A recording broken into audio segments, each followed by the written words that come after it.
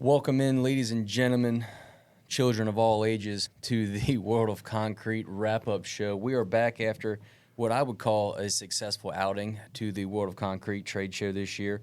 Joey and I went out there and saw everything there is to see, and we're going to tell you about it. We're joined by Paul, though, who couldn't make the trip. Couldn't. Maybe next time. Couldn't. You guys said, we don't need 3 people. You can just stay home because somebody else has to take care of all the other paperwork and everything else. You guys got to have a good time out in Vegas while I was stuck back here freezing, putting heating blankets on tanks, a bunch of other nonsense. So you guys were just, partying? I mean, what was going on out there? There was none of that going on. No partying. I do like that you started this wrap up off with like you were calling the circus. Ladies and gentlemen, boys and girls of all ages. And so I'm guessing it was a circus out there. I mean, what was the atmosphere like? No, that wasn't the circus. That was the New Age Outlaws for all of our Attitude Era WWF fans out there. Nice. Golly, bringing the wrestling takes. You talk about having a good time. My feet straight up did not have a good time. I figured it up. Tuesday, Wednesday, Thursday, when we were out there, we walked 23.1 miles, an average of 7.7 miles a day. Got a marathon in. But there was no elevation change, so you guys just stopped being weak. And those are rookie numbers, if I'm thinking correctly. You said that last time. You didn't.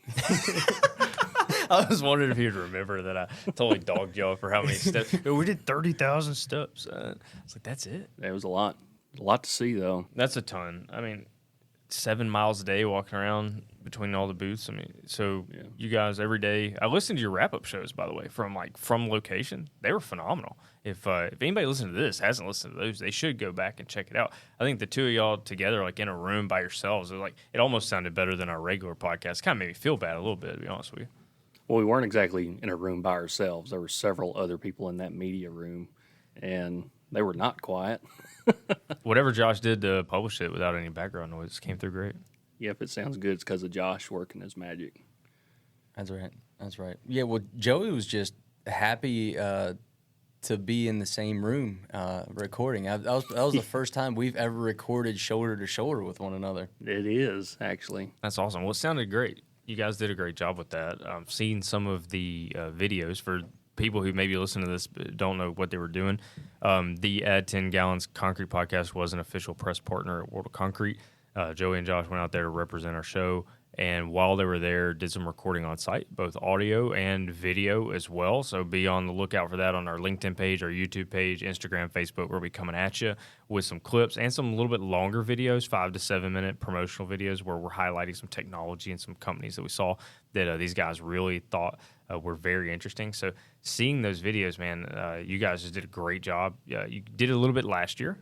And then this year you come out and it's better. It's interesting because everything was better, right? The editing quality from our editors was great. The interview questions were phenomenal. I mean, really, really good job on the interview questions.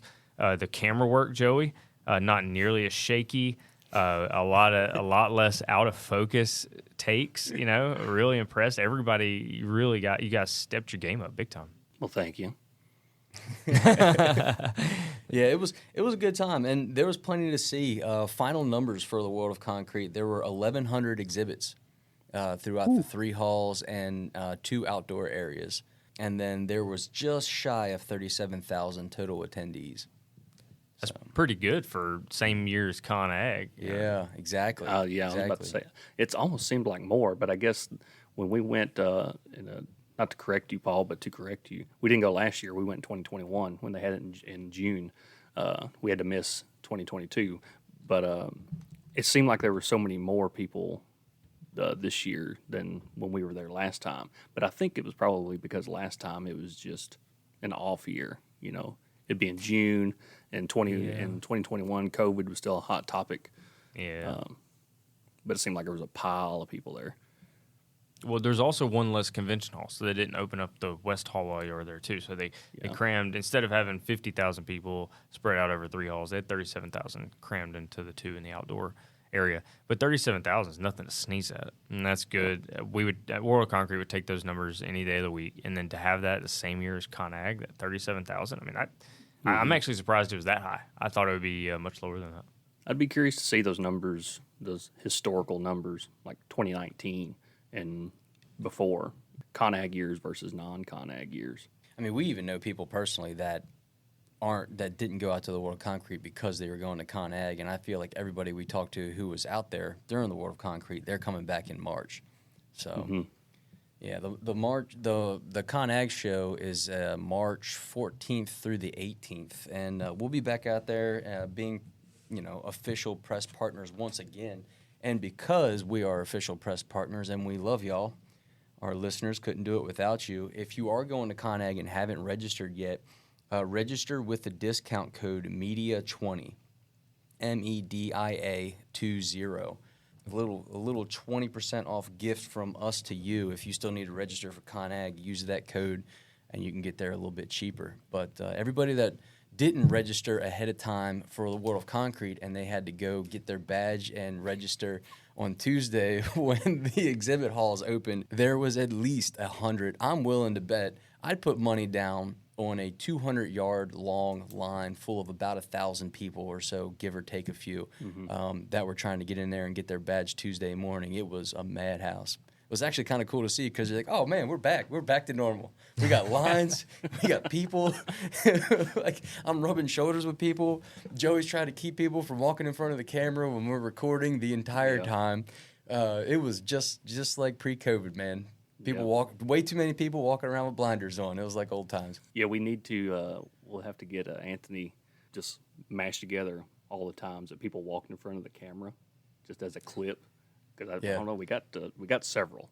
Yeah, it was about a dozen. Well, the editing he did that I saw the final product, I didn't see anybody walking in front of any cameras. But it would make more sense because there were times where the camera would just like suddenly be out of focus and like come right back.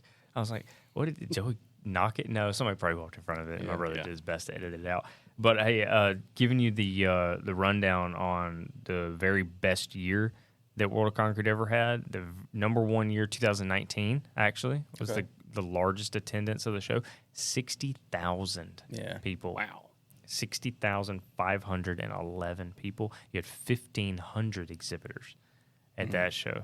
I remember the years before, I think 2017 was right around 50, like low 50s, with about 1,400 exhibitors because we were one of them. So I remember seeing those numbers. I will say what I noticed was missing was a strong Asian presence, both exhibitors and attendees, as well as Australian exhibitors and attendees, and maybe a little bit of like Eastern Europe and stuff. I really feel like those numbers are lacking from the international presence more so than the domestic, but there was definitely a lack of Asian exhibitors. Well, you remember back when we used to exhibit at that. I mean, half the South Hall was people from China. Yep, a lot of abrasion and drilling products and things like that. But now they weren't there this year. Maybe they'll come back during ConAg. Yeah, it'd be interesting to see the differences in numbers, how many concrete guys are out there for that. Yeah, for sure. Well, we should touch on the CIM auction as well. Last year was their biggest grossing amount during the CIM auction. This year they surpassed that. They grossed $1,740,000 for the program.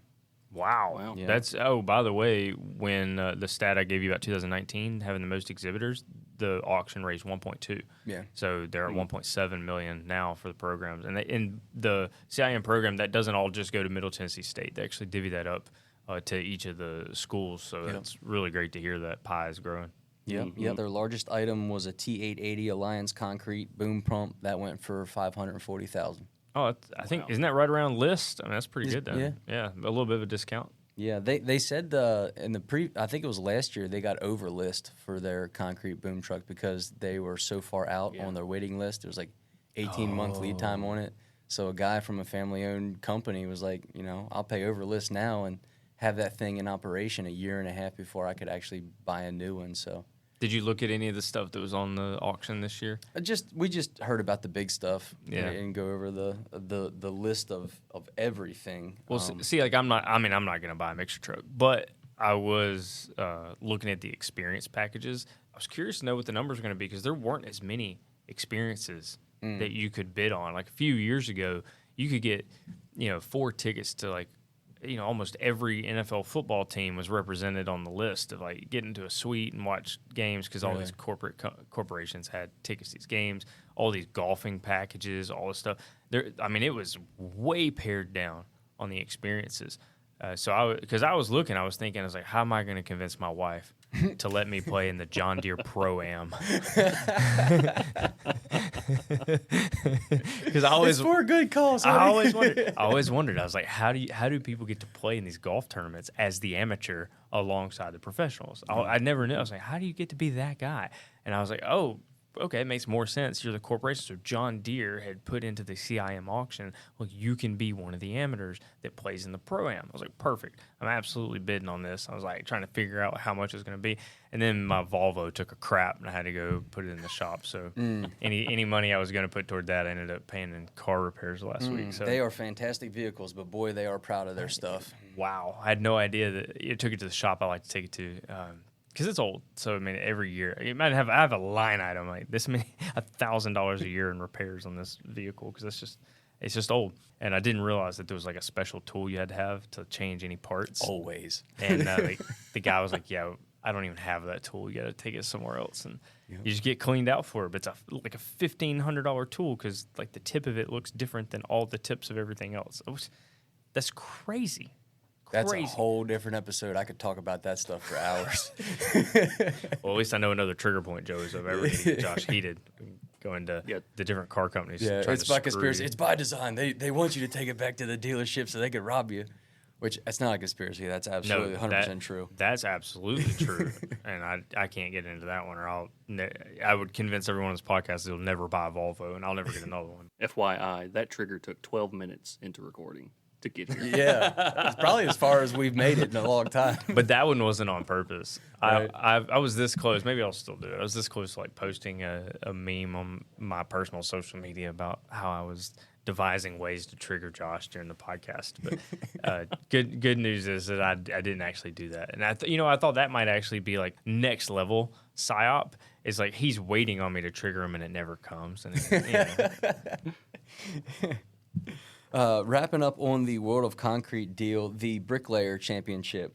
Cole Stamper and his tender Jeff Becker won themselves. Well, they won the Bricklayer Championship and netted themselves a Ford F-250 and $10,000 in cash and prizes. Congratulations, boys. It's a hell of a prize. Well, in these days, that's valuable because you can't get those either. You can't get the F-250s either. I didn't realize that was such a huge prize at those events. And that's been the same prize basically every year for a while now. Really? So they know what they're gunning for, about $10,000 in cash and an F-250 4x4. Heck yeah, not a bad outing in Vegas. No, not at all. All right, let me ask you guys. So I'm going to be the interviewer real quick for you. Joey, what was your favorite thing that you saw at World of Concrete this year? Favorite thing I saw, let me see.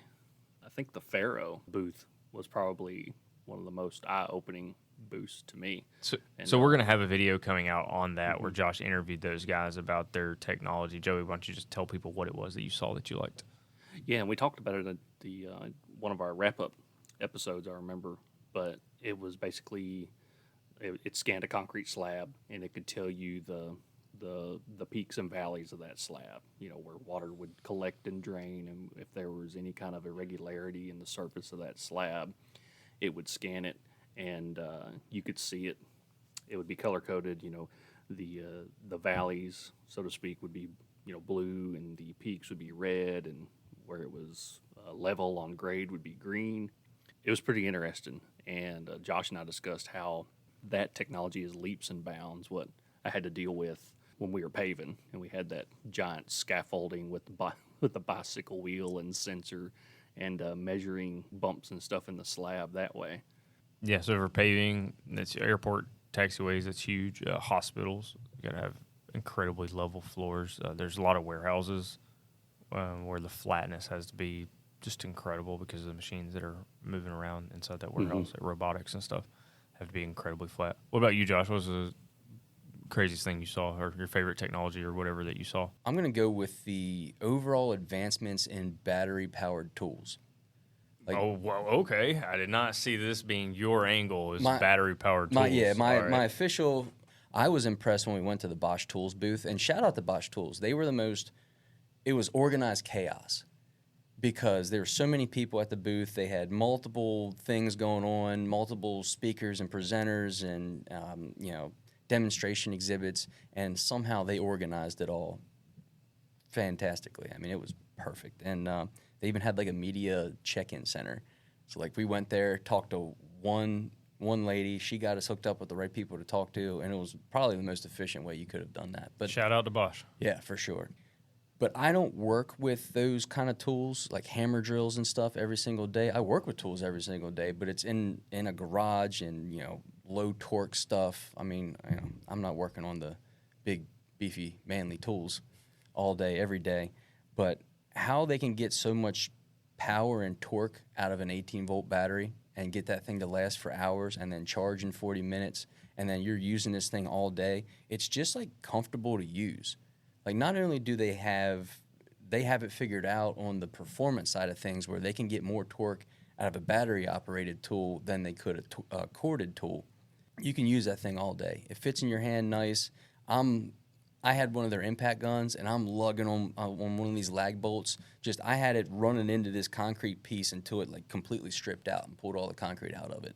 And I did not feel it at all in my arm or anything. Really? Yeah, and then used a grinder and a reciprocating saw, and like all of their stuff. It's just so comfortable to use. Like you can kind of see how guys would spend the extra money for such a quality tool because you can use it all day long. And that's what I was really impressed with, was just how far those battery operated tools have come. Interesting you mentioned hammer drill, because when I was in high school, I remember we were doing something for like the baseball team. Like I think they were putting up a backstop behind the catcher or something, like a rubber backstop. That way the ball didn't bounce off like a brick backstop. It would sort of deaden a little bit because the pitcher would throw it, it would get past the catcher and it would bounce all the way back to the pitcher. I mean, it was going in every direction. So so in order to like install that mat, somebody had to take a hammer drill and drill into the bricks and then nail the thing or whatever into the wall. Well, my dad was the guy that did that because that's what my dad did. He was a construction guy. And he was like, come here, son, grab this hammer drill and drill on the thing. And I just remember how heavy it was, how impossible it was to get into that masonry. And, eventually he just like shoved me out of the way. He's like, give me that thing. And I was like, God, I had a respect for he had that old man strength. Oh, yeah. That's a thing. My dad had that like in spades. And I just remember how difficult that was. So to think that they would put that kind of power into something that's battery operated, that's pretty cool, man. Yeah. Joey, closing remarks before we get out of here? I feel like that's a pretty good wrap up. And if you guys didn't come out in 23, you definitely come out in 24. But what's your takeaway? Yeah, it was something to see, no doubt. Biggest takeaway was, I think we talked about it, was how the South Hall changed. As we kind of mentioned, there was a lot of Asian presence in that South Hall with all the chemicals and solvents and whatever else that they bring to the show. But it was pretty diverse in that South Hall. It seemed like, at least more so than usual, because Sac Creek came to play. They had that giant exhibit, and who else was there? You had Quikrete. All the bag. Mapei was, of course, there with their 2-story deal. Yeah, they had their gig there. And there was just like a mixed bag of stuff down at that lower level of the South Hall. You come out and it's one level and you walk down the stairs. But yeah, I remember, we saw DeWalt duct tape there in amongst everybody. And then on the other side of the room was that high fence deer hunting operation. And then I forget what all else was there. But like I said, it was just a mixed bag in the South Hall. Yeah, it really was. There was some 3D printing there, but not as much as I thought there would be. There was a couple set up, and they had like a live vendor exhibit area where they were doing demos pretty much all day, and there was some 3D printing stuff there. And there was a few companies that unveiled a specialty 3D printing mix that they were promoting, but there wasn't as much as I thought there would be there for the 3D printing industry. And then as far as chemicals and stuff, we talked about it on a previous show, but I think the consolidation of that market really cut down on the number of exhibits for that particular sub-industry. And then there were a little bit lighter on the outdoor exhibits. I mean, there was a lot of room to walk around, and there wasn't as many like power trials and stuff like that. I actually think you could probably attribute every single bit of that to ConAg being in 2 months. Right. It's in 2 months. Right. Like it's almost impossible to even have a booth at World of Concrete, pack it all up, especially if you're doing like an outdoor exhibit, pack it all up, put it in storage for a month, and then bring it right back to the show. I mean, it's Right. you're really asking a lot out of your teams to do that twice. Yeah, for sure. And to do it twice, I mean, it's never been more expensive to ship stuff around within reason. I mean, you know what I mean? Like to move things back and forth, and if you got to pick and choose a show, or even to go out there at all, if you're a smaller company, you really have to make a hardened decision on if you want to spend a massive amount of capital to bring your stuff out there. Well, bring your stuff out there, and you can't put it up yourself. You got to hire their people who are making. Oh, it's still a union town, buddy. making ridiculous money, and you can't even hang a TV by yourself. And so you could spend more on hanging the TV than buying a TV. I mean, it's just unbelievable out there. So yeah, I don't blame anybody that decided, hey, I'm going to go to ConAg because it's one that's every 3 years.